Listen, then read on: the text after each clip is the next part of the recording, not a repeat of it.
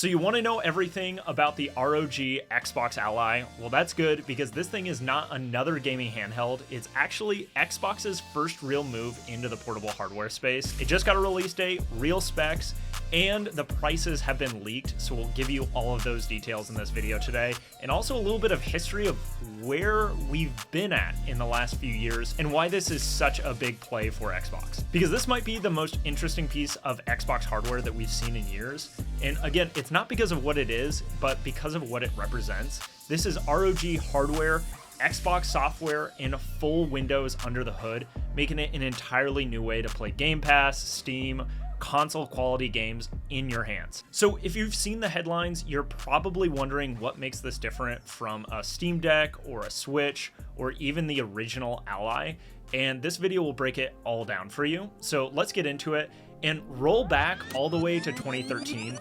Xbox had launched the Xbox One, and within 5 minutes of that announcement, the internet had already declared that the PlayStation 4 was the winner.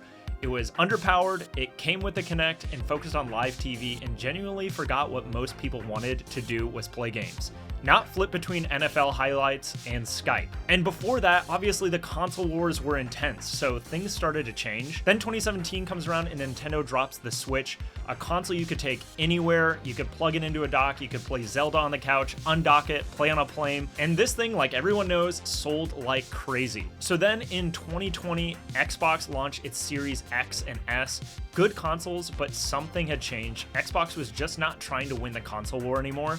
They were building something else entirely. Game Pass, xCloud, Play Anywhere, cloud saves. Suddenly, Xbox was not about selling a box, it was about giving you access. Then in 2022, the Steam Deck entered the chat, a handheld Linux gaming PC that let you play real AAA games, and yeah, even Game Pass, with a little bit of tinkering. It was kind of bulky, kind of loud, but it worked, and it proved something huge. Handheld gaming doesn't have to be mobile gaming, or that Nintendo owns that whole space. It can be real gaming. So in 2023, Asus launched the original ROG Ally, and it was a big move. Power hardware, Windows-based, Game Pass worked natively, but the experience was pretty clunky. Windows 11 on a 7-inch screen is like trying to file your taxes through a keyhole. The idea of the ROG Ally was good, but it wasn't there just yet. So fast forward to now, 2025, ROG Xbox Ally and Ally X are official, built by Asus, but made in direct partnership with Microsoft. This isn't just Xbox stickers on a PC, it's a proper Xbox first handheld with real support and a clear goal: make Xbox portable without compromise. So what is it? It's still running Windows 11 under the hood, but it boots into a stripped down Xbox focused interface.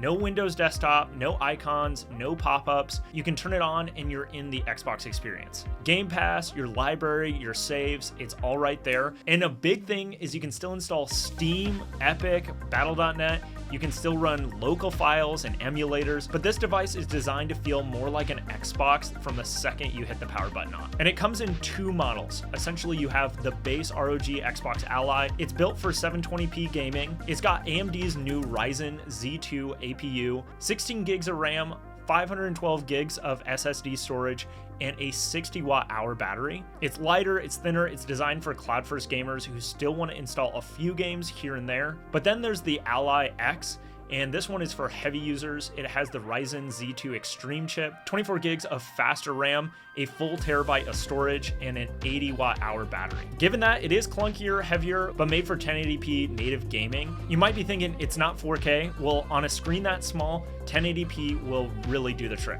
It's also got better triggers, improved thermals, upgraded ports, and more onboard bandwidth. This is definitely the model for people who treat handheld gaming like a primary device, not just a cloud streaming accessory. And this is where it gets really interesting. So here's the full breakdown, the release date, leak prices, and why this might finally challenge the Steam Deck. So both the Xbox Ally and the Ally X launch on October 16th, 2025.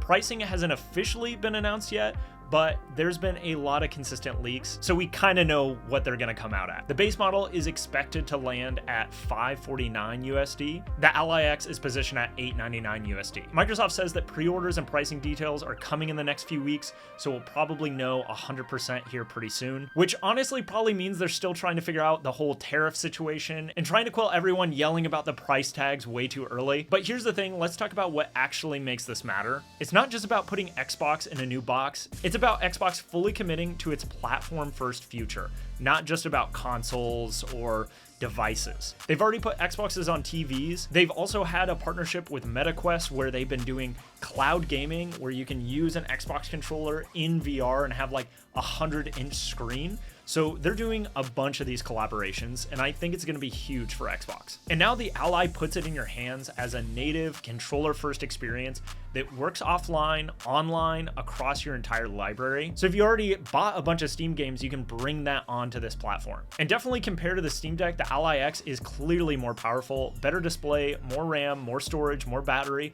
But of course, it's also more expensive. Now, I will say that the Steam Deck has better optimization for Linux and Valve's UI, so it's got that going for it. But then compared to the Switch, there's no contrast in power, but obviously Nintendo has first-party games that you'll never get anywhere else. So yeah, Mario Party, Mario Kart, all the Nintendo games, you're never gonna see that on this console. But for everything else, the Ally wins in flexibility. It plays Xbox, PC, cloud, Steam, and pretty much anything else that you throw at it. The question will be, is that flexibility worth $900 to you? Because that's what it really comes down to. The Ally is Xbox's cleanest attempt at going fully platform agnostic. It doesn't care if you own a Series X or if you've never touched an Xbox before. If you have Game Pass subscription or a Steam library or a USB stick full of emulators, this is the thing that will probably play it.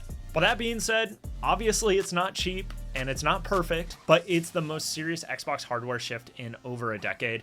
So let me know in the comments, are you buying this? Are you Steam Deck all the way? Or are you just waiting for Nintendo to finally give us a Switch 2 that doesn't run like it's held together by rubber bands? So drop a like if this helped, sub if you want more deep dives on this and other tech news, and I will catch you guys in the next one. Peace out.